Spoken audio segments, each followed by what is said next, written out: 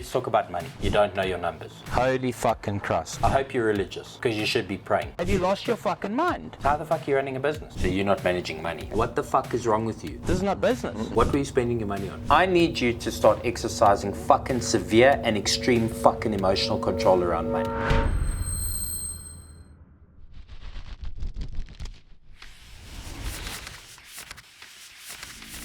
On this episode of The Hustle with Justin Harrison. To focus on moving product. You've got to get off your ass and get to the 80% marketing. Your goal doesn't have enough zeros behind it. You need to go fetch. I need to go fetch. And terrible fucking idea. Don't worry about saving money on that. Don't force growth. Most people don't have a fucking clue what they're doing when they advertise. Okay, so how can I stop selling my time? So, I mean, look at your very specific business. There's two things I would focus on. One, I would focus more on moving product. Okay? The second thing is I would look to definitely systemize a lot more of your advice into electronic format. So like we were talking about, building out a tool that allows people to basically self-diagnose themselves in a way. Obviously, the deep diagnosis, when people come in and do blood work and all that sort of stuff, you know, it's going to be very, very hard for you to replace yourself because it's very specialized what you're doing. And there's not a lot of people that you're going to find that you can directly bring in to do that. So what I would do is I would raise your rates. I would get to a point where you're doing fewer of those consultations, but making more money from it. So it's genuinely worth it for you. I would offer a lighter version of the diagnosis, which would be basically based on questions and family history, and I'd systemize that. I actually would prefer not to put a person in there, and I'll give you a leaf out of our business book. We say first protocol is technology, second protocol people, because technology doesn't get menopause, doesn't have period pains, doesn't have a bad day. So try and solve that problem with technology. Can you build a diagnostic version into your website? Maybe it's an app that you build, and basically give people the chance to come through there and self-diagnose, whether you do it for free or whether you charge a very light fee for people to use it.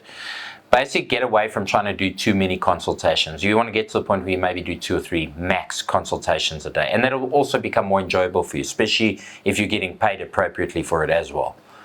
If you're getting paid 2.5, 3, 4 grand for a consultation and you're doing 2 or 3 of those a day, you'll be very happy. Right? And then that also allows you the time to focus on moving product. Yes. So I think the small product, like the dispensary product, I think that is something that you can move online. You're already starting to sort it out into the different categories, but I think the way you sell that is by doing the light diagnosis that people self-diagnose and then push them to the product. Yes. I don't think you push them to the product first. I think you push them to the diagnosis and then to the product. That's right. I think for the two things where I think there's a lot of opportunity for growth in terms of money and not time is the ozone therapy and the IV drip therapy. And again, I don't think that's a case of driving people in here necessarily, because there's only so many people you can do here a day. So you want to get to capacity here, good marketing, getting stuff out on social media, making sure that you start putting time aside to market. You should spend 80% of your time on marketing and 20% of your time on everything else, right? And at the moment, you're doing it the other way around. That's right. So you need to get to, when you walk in the doors here in the morning, 80% of your time should be focused on how do I get more people through the door, okay? And specifically to those back rooms and those treatments. Once you've capped out on that, and you've got to a point now where, let's say you can handle 10 people a day, and you're getting to 8 or 9 people a day, you're not going to be able to grow that anymore from here. Then you need to think about how can I hit the biggest number of people in the shortest amount of time. Like we said, office parks, perhaps you can get to sporting events, you know. If you think about, like, I think of an example like the Comrades Marathon. Imagine if you could, not just on the day, but even on the days of registration when people are registering for the race, you can have a tent set up there where people can come and take the IVs and the oxygens, right? And then obviously on race day as well, you know. Think about all the big events that you could get to. You need to figure out, how do you take this business mobile? How do you take this business to the people? How do you take the product to the people? And to answer your question, how do you get away from selling time? Well, you've got to start focusing on marketing your product as opposed to your service. Yes. Okay. Then a step further from that, I would say, I think there is a very big gap in training other people to do what you do. Not for you, so they can go out and start their own businesses. And the fear for you would be, but that means I'm creating my own competition. That competition is going to come irrespective. Yeah. So you may as well have a hand in it. So maybe that's comprised of training workshops. Maybe you teach people to be a specialist around a specific area. Maybe you train people up in the specifics of diabetes. Maybe it's in the specifics of weight loss. Don't try and create 1,000 other generalists. Try and go and create specialists. And then support them in their journeys to essentially do what you're doing and become a supplier of product to them. So you start wholesaling product to them. Yes. You need to be the queen of this industry, right? Yes. Almost 30 years in, you should be the queen of this industry.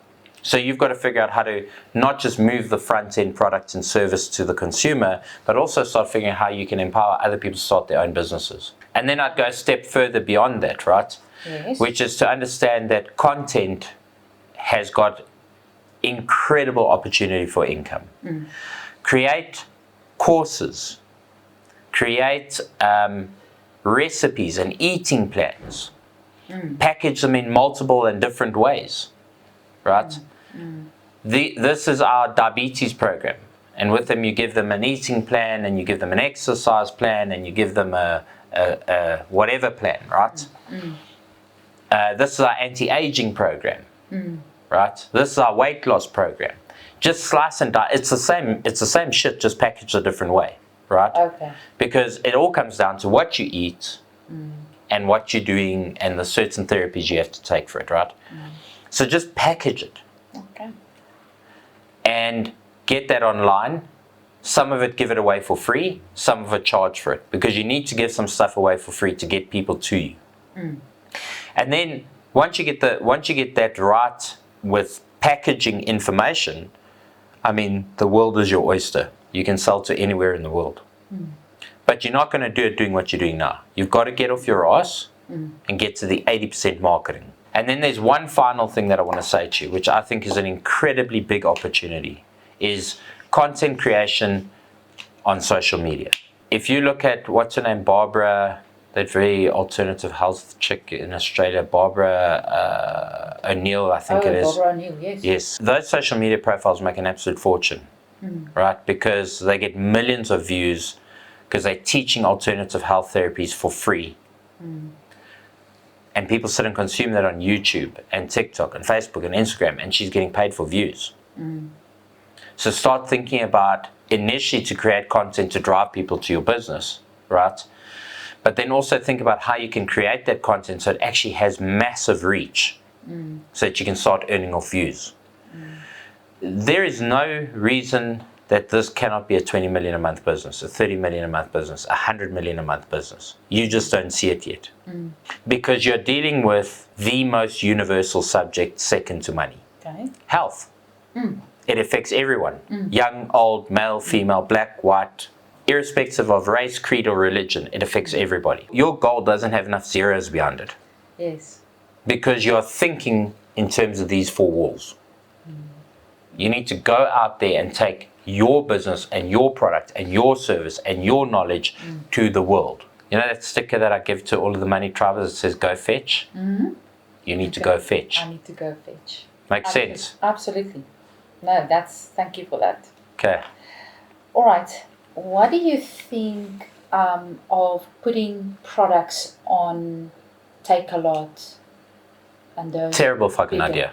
Terrible fucking idea. Okay. The seller's fees are ridiculous, right?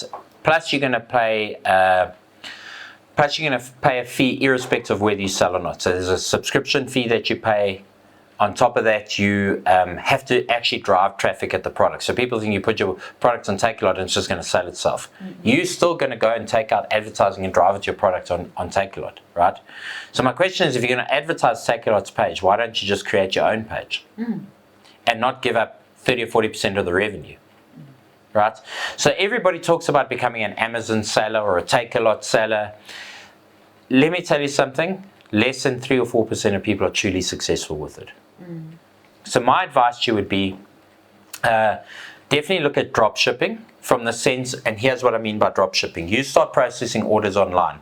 You're going to very quickly find your ladies in the front there packaging things and dealing with the courier company every day, right? Yes. And you're going to find that this is not for you. You're going to say it's actually better if people come collect their product, right? Yeah. So what you want to do is you want to use a drop shipping service. Yes. And there's a lot of them in South Africa, there's a lot of them around the world, and there's companies right here in Pretoria where you are that will ship anywhere in the world for you. Yes. Via Amex, DHL, and if it's local, they'll ship local. Yes. What they'll do is you'll take 100 products and you'll put it in their warehouse. Oh, okay, yeah. They put it into stock, they hold it for you. And when something sells, the order goes to them as an instruction, they package it, they ship it. You never physically touch that product. And you can then do that from anywhere in the world, actually, right? Because you're no longer limited by having to actually physically have the product.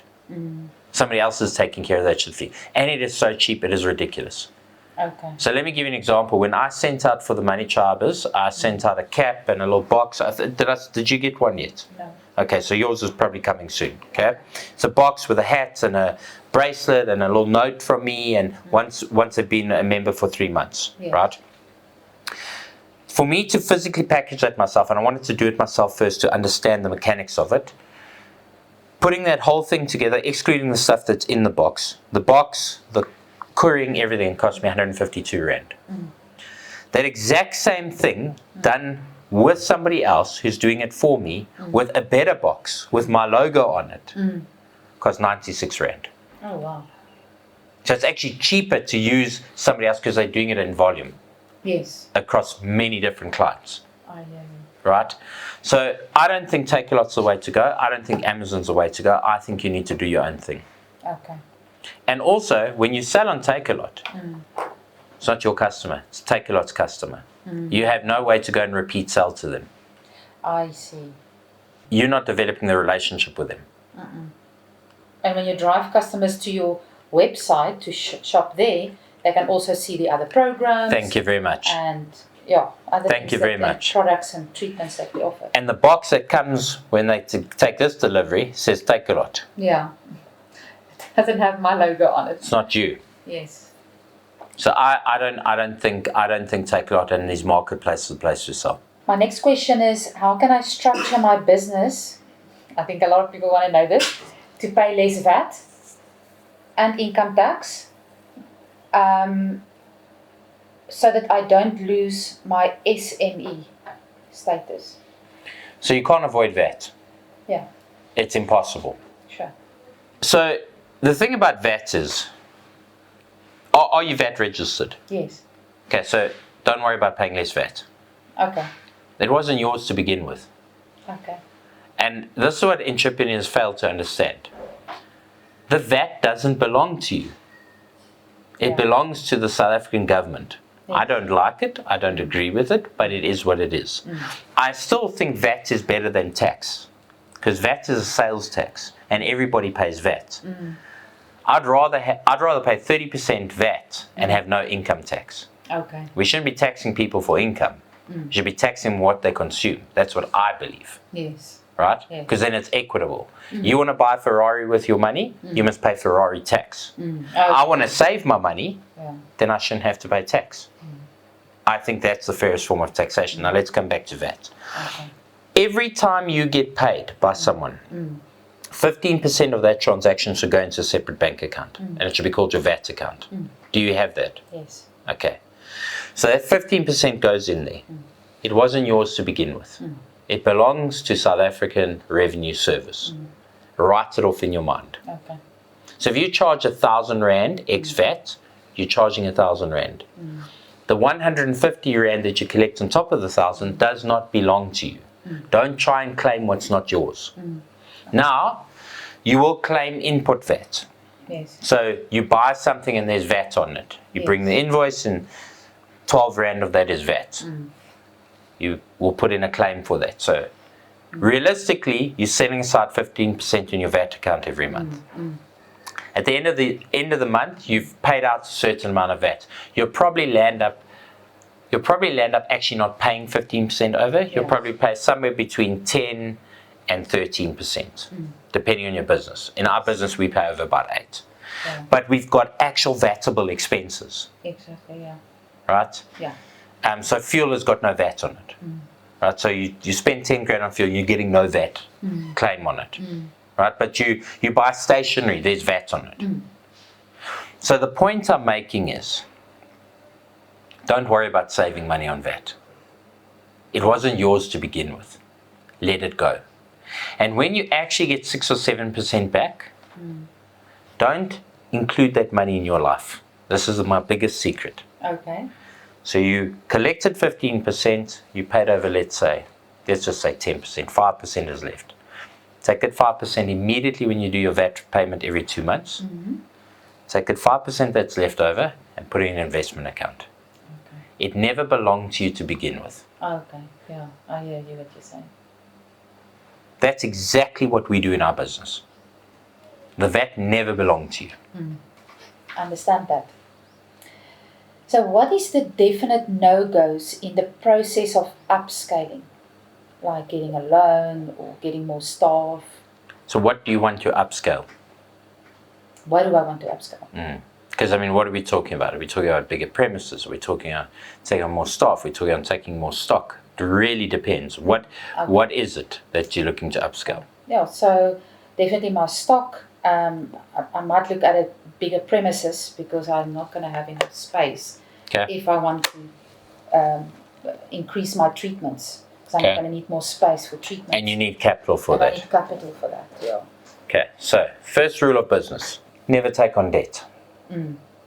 Why? Because there's no guarantees as an entrepreneur. You can have a great year this year and a really shit year next year. COVID could hit and life changes. Yeah. Business can't operate on debt. I'm very proud to say that in 27 years of doing business, I've never, ever taken on debt to fund or grow my businesses. So the question should be, how have you done it? And the answer is, we set aside 60% of net profit into what we call our growth fund. And we have separate bank accounts for them. We have a VAT account. We have a savings and investment account for whatever's left from the VAT that we didn't pay. And then we have a growth fund. And every month, based on the profit that we made, 60% goes into our growth fund. So when we need to buy new equipment, the money's there. When we need to buy bigger premises, the money's there. You having this question because you didn't do that. Yeah, no, I did not do the 60%. Definitely. Right? And maybe 60% is unrealistic for you to start out with where you're at the moment. Maybe your overhead that you're carrying is a little bit too heavy. Depends. Yeah. But take a percentage and say, I'm treating this like an expense. If I make 100 grand, I'm committing to setting aside 50% of profit. If I make 100 grand, let's take 50 grand straight into the growth fund. And forget about it. It doesn't exist until you need to grow. You'll never need an investor. You'll never need to go and raise finance. You'll never need someone else's capital. Fund the growth of the business out of profits. And grow the business out of profits. Makes sense? Yeah. So, in your situation, you need to start saving money for that. Okay? The second thing is, and this is my most important tip to you, don't force growth. Everybody tries to force growth. Number one mistake, right? Absolutely. When you are bursting at the fucking seams here, that's when you look to move. Yes. You're not bursting at the seams yet. No. Okay? And so forced growth is, if I get bigger premises, I will have more customers. No. If I have more customers, I will get bigger premises. That's it. Yeah, no, I agree on that. That I've noticed. And I don't think you want bigger premises. I think you want to be doing more stuff out there. Yes. That's where you get the money, and there's no rent there. Yeah, definitely. Does it make sense? Oh, totally. Yeah. Okay. Okay, I think we've already touched on this, but I'm just going to ask it as well. How to increase my hourly income? I think we already... Increase your rate. Make it a specialized service. But put something in to replace the cheap service that you're currently offering. A self-diagnosis system. Yes. Perhaps you go self-diagnosis, which is completely free. Maybe you have something a little bit more intelligent where a staff member gives some input on it, and that's a higher price point. And then eventually the bespoke service, which is getting access to you. $5,000 an hour. Yeah. Okay, here's another question. How can I execute advertisement campaign? First of all, you need to know what you want to accomplish. Secondly, you need to know who your audience is. Most people don't have a fucking clue what they're doing when they advertise. Okay?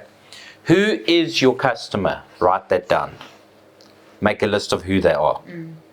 Where are these people and what are their problems? That's how you execute an ad campaign. I'm looking to find menopausal women in Pretoria. My ads will only show for women in Pretoria over the age of X. Yeah, okay. Most people don't think about advertising this way. Most people think, how can I present this wonderful idea to the world? That's true. Who is your customer? What is their problem? Where are they hanging out? I don't advertise. I hunt. Okay. If I want people with money, I'm advertising to the demographic in Dainfern. I don't waste money going next door to Diepsloot. Yeah. And my ads are showing on Facebook to people in Diepsloot or on Google. I geolocate them through paid media. Okay, so what I experienced was that Justin really digs deep. He gets to the bone, and or he cut into the bone and just show you your weaknesses and what is actually wrong with your business. It was very informative. It was a little bit scary to see where I am at the moment with my business, but now I know exactly what to do. And he also gave me the basics, what I should actually put in place at the moment. A really great experience for me because I think that's exactly what I need at this moment of my journey. I think it also depends on from person to person what they need. But for me, this is exactly what I needed to be part of a community, to have the knowledge to grow as a person and to move my business forward.